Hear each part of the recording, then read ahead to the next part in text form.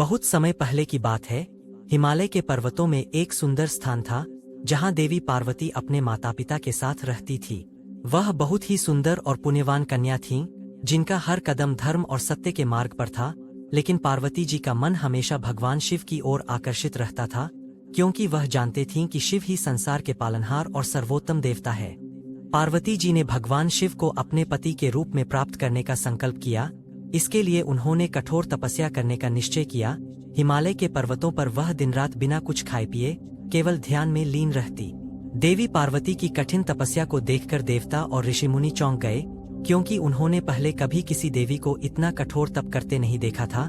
देवताओं ने पार्वती जी की तपस्या से प्रभावित होकर भगवान शिव से अनुरोध किया कि वह उनकी तपस्या का फल दे और उनकी इच्छा पूरी करे। भगवान शिव, जो कैलाश पर्वत पर ध्यान में लीन रहते थे, पार्वती जी की तपस्या से बहुत प्रसन्न हुए।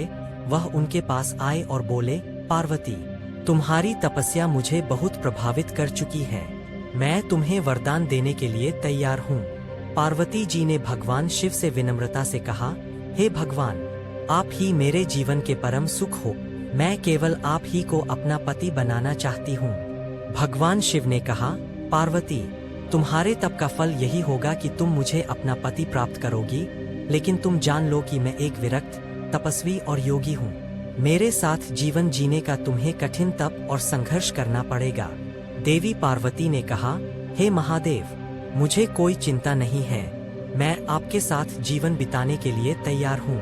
भगवान शिव ने पार्वती जी से विवाह करने का संकल्प लिया और हिमालय में भव्य विवाह हुआ। देवता और ऋषिमुनि आकर इस अद्भुत विवाह का आशीर्वाद देने आए। भगवान शिव और देवी पार्वती का विवाह सत्य, प्रेम और भक्ति का सर्वोत्तम उदाहरण बन गया।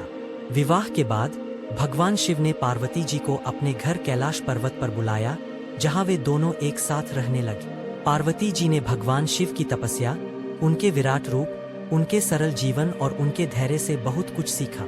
इस विवाह से यह संदेश मिलता है कि सच्ची भक्ति और तपस्या से भगवान को प्राप्त किया जा सकता है, और भगवान शिव ने यह सिद्ध किया कि जो सच्चे मन से तप करता है, उसे भगवान अवश्य मिलते हैं।